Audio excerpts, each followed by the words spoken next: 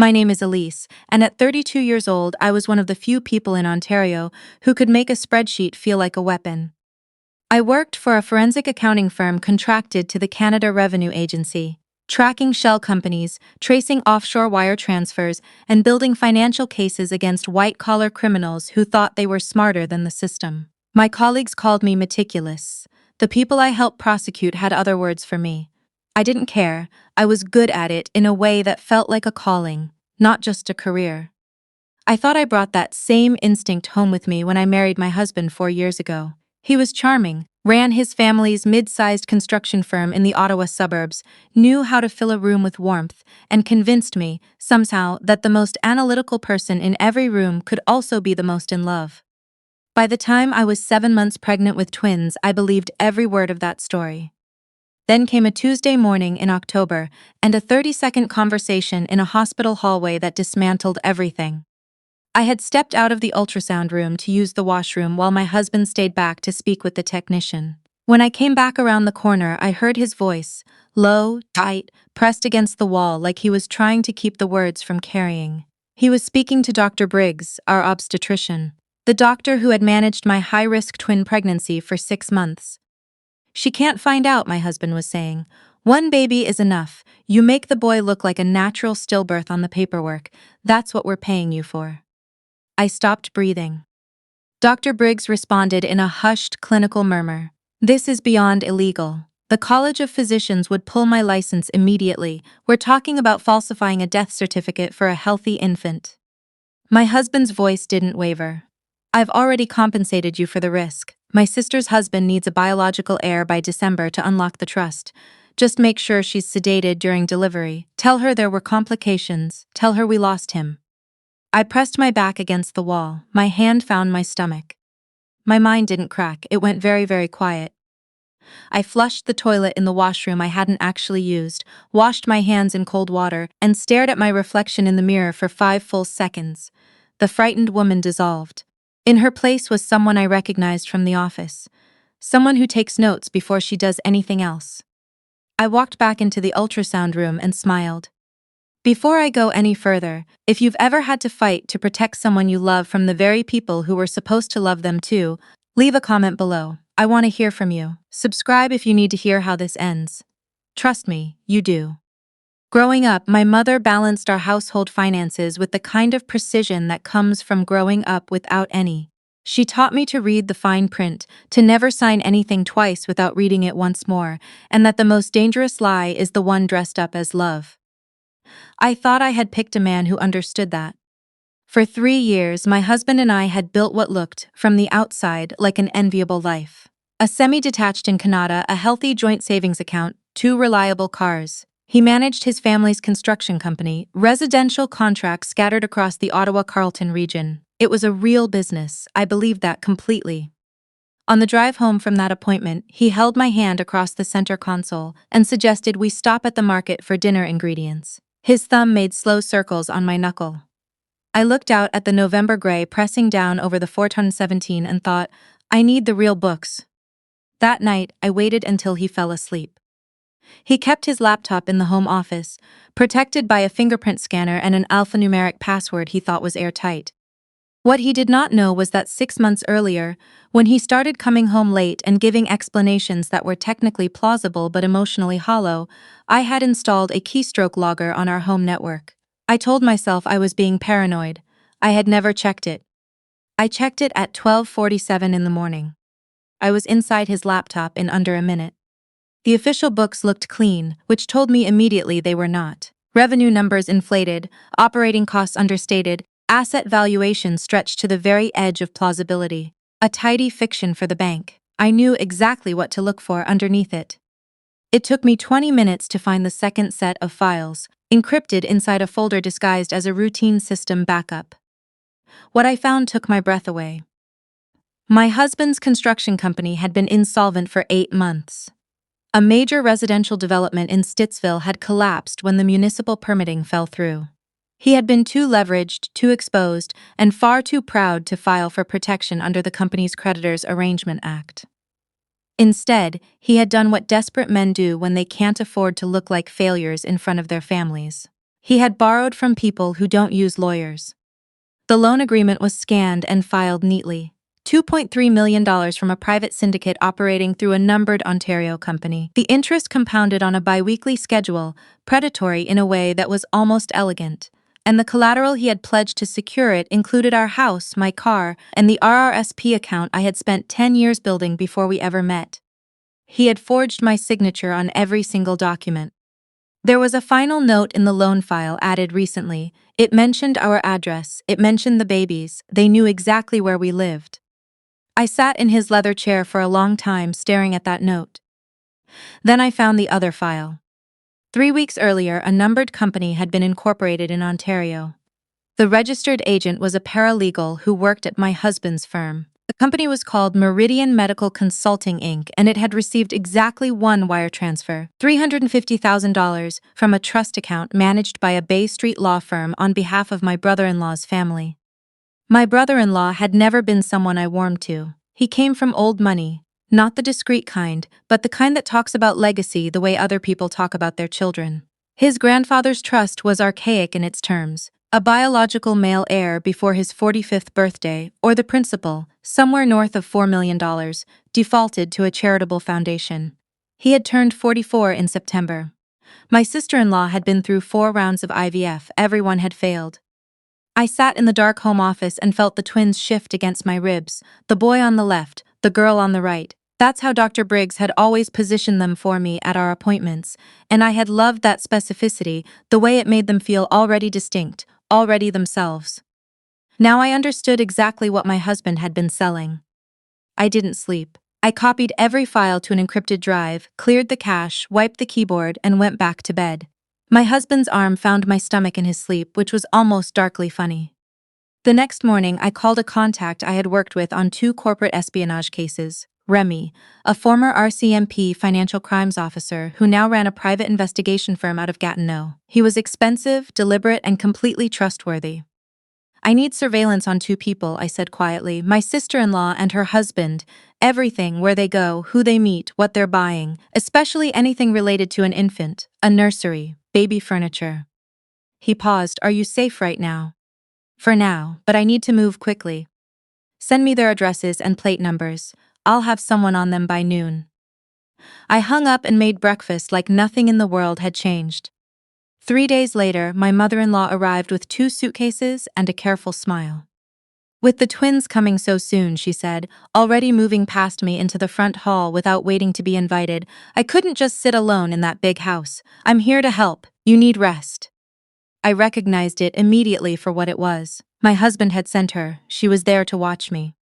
She installed herself in the guest room, reorganized my kitchen without asking, threw out my prenatal supplements. Not the right formulation. Sweetheart, Dr. Briggs prescribes something better. And within 24 hours, had made herself the operational center of a home that had been running perfectly well without her. On the second afternoon, she set a bowl of soup in front of me and placed a large white tablet on the granite counter beside it. No pharmacy label, no Health Canada DIN number, no child-proof cap, just a piece of masking tape with my initial written in black marker. Dr. Briggs sent this through Kieran this morning, she said. Your iron levels are dropping. He wants 1 daily with lunch. I looked at it for exactly as long as a tired, trusting pregnant woman would, 2 seconds, and then I picked it up and brought it toward my mouth.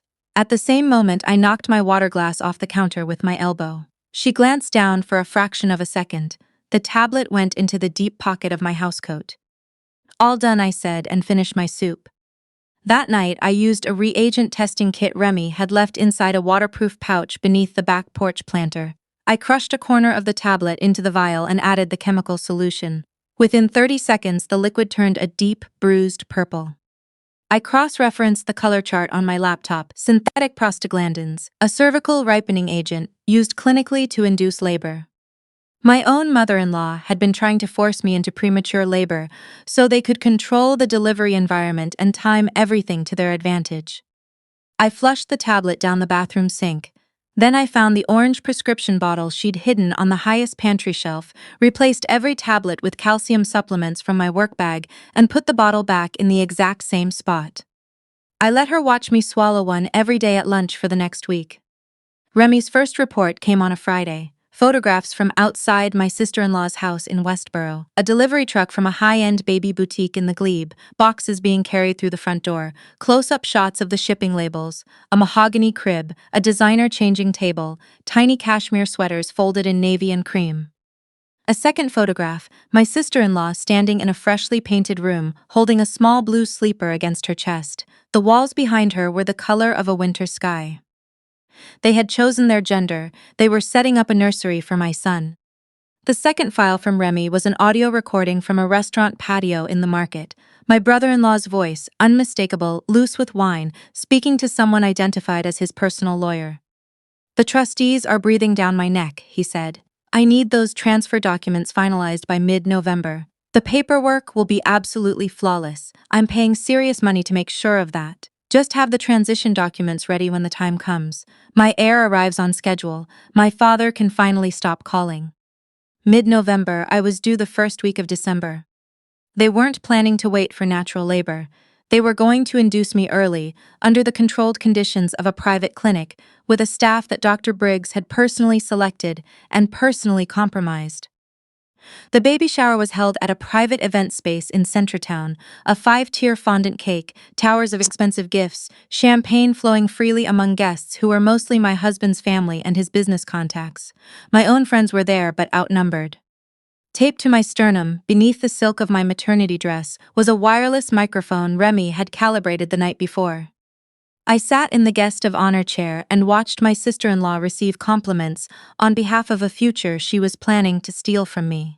She told someone near the dessert table that she had already hired a bilingual nanny, that she had been reading extensively about infant sleep training, that she and her husband had ordered a smart crib with a built-in breathing monitor.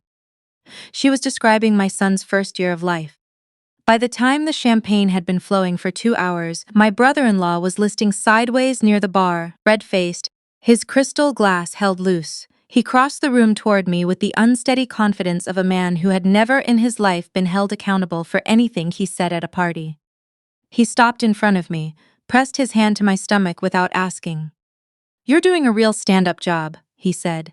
The microphone caught every syllable. "My family's entire future is right in there. You just make sure you deliver him in good shape, all right?" I kept my face warm and confused. "I'm not sure what you mean."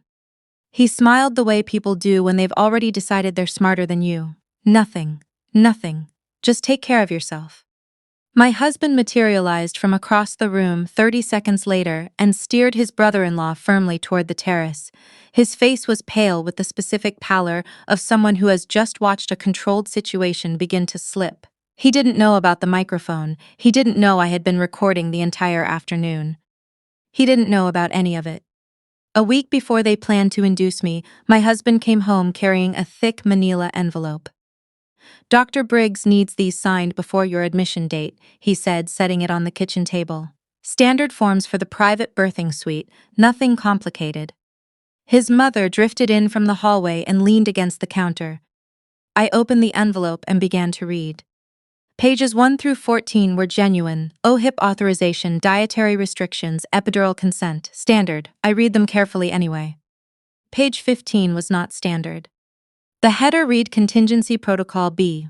The font was a fraction smaller than the rest of the document. The margins were adjusted to fit more language onto a single page.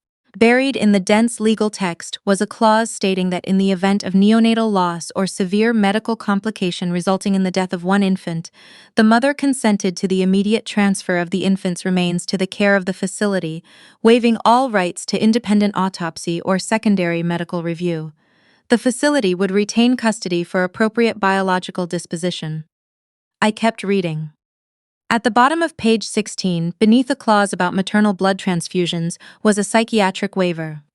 In the event of severe postpartum distress or maternal incapacitation, temporary medical power of attorney and guardianship of surviving dependents would transfer immediately to the designated next of kin. The name typed into that blank was my sister-in-law's. If I signed this document, I wasn't just accepting the law one child. I was handing them the legal architecture to take both. My husband was watching me from the edge of the table. "Just the highlighted tabs, Elise. I've got a site visit this afternoon." I looked up at him and smiled. "You know I can't sign anything without reading it first. Occupational hazard." I reached for a pen, shifted my weight on the chair, and my elbow connected with the large mug of tea sitting at the corner of the table. It went over slowly, the way things do when you've aimed them carefully. A wave of boiling orange pico spread across the envelope, saturating every page, bleeding the ink on page 15 into a dark, illegible stain. The signature line on the contingency protocol disappeared entirely. My husband grabbed the papers and burned his fingers on the hot liquid. His jaw went very tight. "That was the only original copy," he said very quietly. "I'm so sorry," I said. My voice did not shake once. "I've been so clumsy lately with my center of gravity off. I'll call the clinic and ask them to email a replacement." "Don't," he said. "I'll get a new set from Briggs directly, tonight." He kissed my forehead and left. The gesture felt like a brand rather than affection. The moment the front door clicked shut, I set down my tea. The crying wife act was done. The forensic accountant was back, and she had 5 days. That afternoon, I called Remy and transferred everything: the encrypted drives, the baby shower audio, the surveillance photographs of the nursery, the hidden camera footage from my home office showing my husband and his mother at the kitchen island 3 nights prior, voices clear on the recording, discussing the induction date and the private transport van, and the amount still to be wired once delivery was confirmed.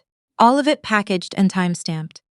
"This goes to IMET," Remy said. He meant the Integrated Market Enforcement Team, the RCMP unit that handles federal financial crimes. "I know an agent in the Ottawa division. Wire fraud, conspiracy, medical fraud, all of it crosses jurisdictions. She can move fast when the evidence is this clean."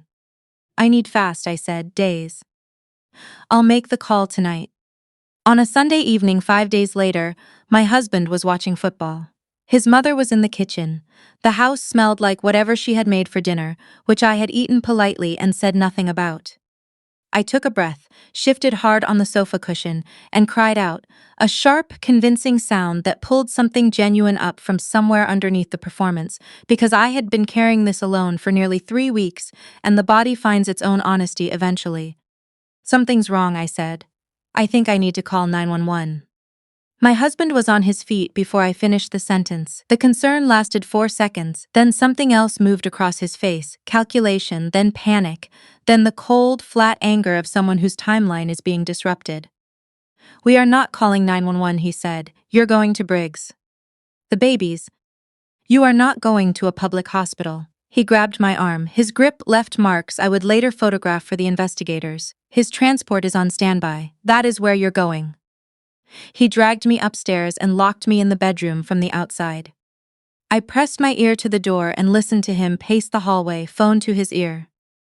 "Get the van to the back of the house," he said. "She's in early labor. Lock the suite down. We're doing this tonight." I stepped back from the door, sat on the edge of the bed, and opened the encrypted messaging application Remy had installed on my phone 10 days earlier.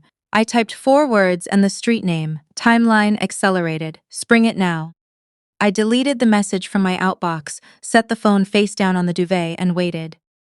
The van was unmarked, black, running with its lights dim in the alley behind our house.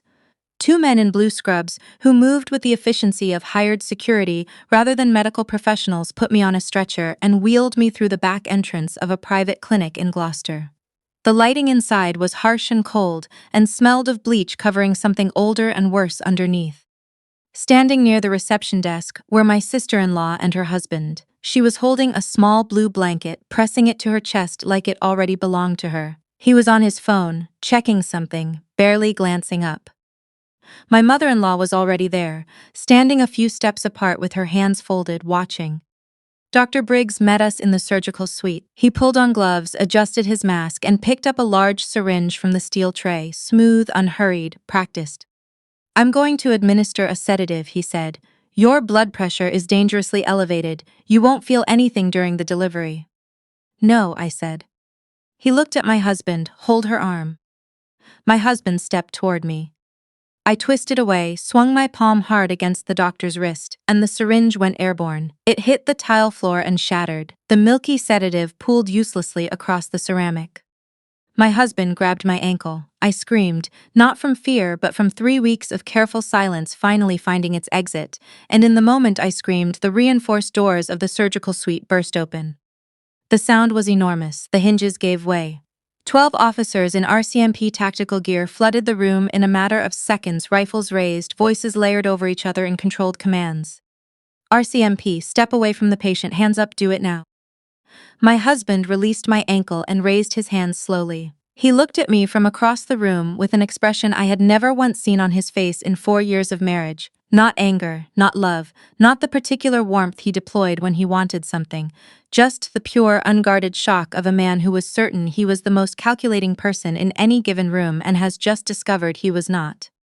Dr. Briggs backed into the steel counter, scattering instruments across the floor. An officer had him in cuffs before he could form a sentence.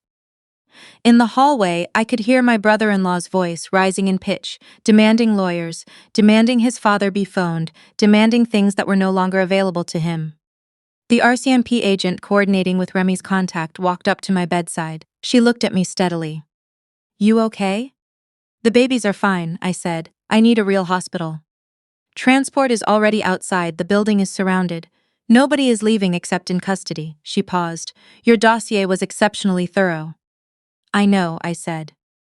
They wheeled me out through the main entrance. As I passed through the reception area, I saw my sister-in-law sitting on the clinic floor with her back against the wall, the blue blanket still in her lap.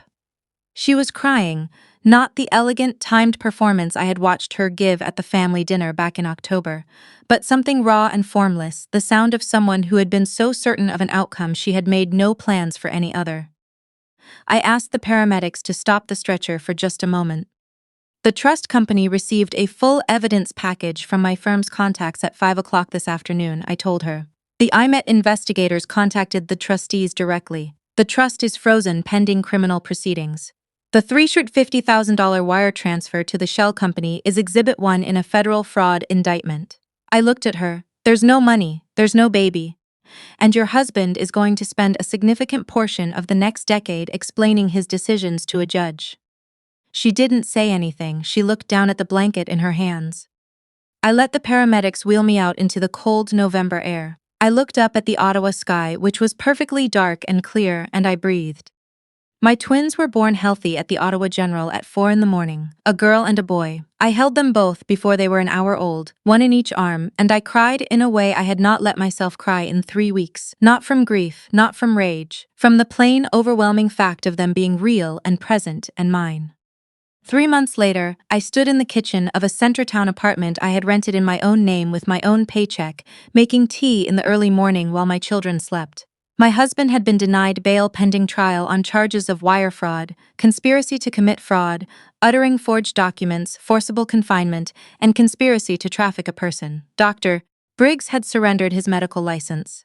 A College of Physicians review had uncovered a previous incident 12 years earlier, settled quietly under a non-disclosure agreement that no longer protected anyone. My brother-in-law faced federal fraud and criminal conspiracy charges. His father had issued a public statement distancing the family from his actions, and the trust had been transferred to the charitable foundation as originally specified. My mother-in-law was named as a co-conspirator. I thought about my sister-in-law sometimes. I understood what desperation for a child feels like, even if I would never understand the choices she and her husband had made inside that desperation. Grief can be real and a crime can still be a crime. Both things were true. I set my mug on the counter and looked through the doorway at the 2 bassinets side by side under the window.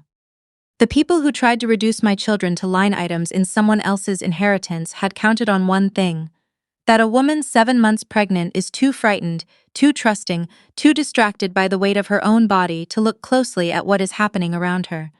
They had counted on me being exactly the woman they needed me to be. They had forgotten who I was before they met me. I took a sip of my tea. The city outside was quiet and beginning to pale at the edges with early light. My daughter made a small sound in her sleep. My son answered it with one of his own. The numbers in my life, for the first time in a very long time, finally added up.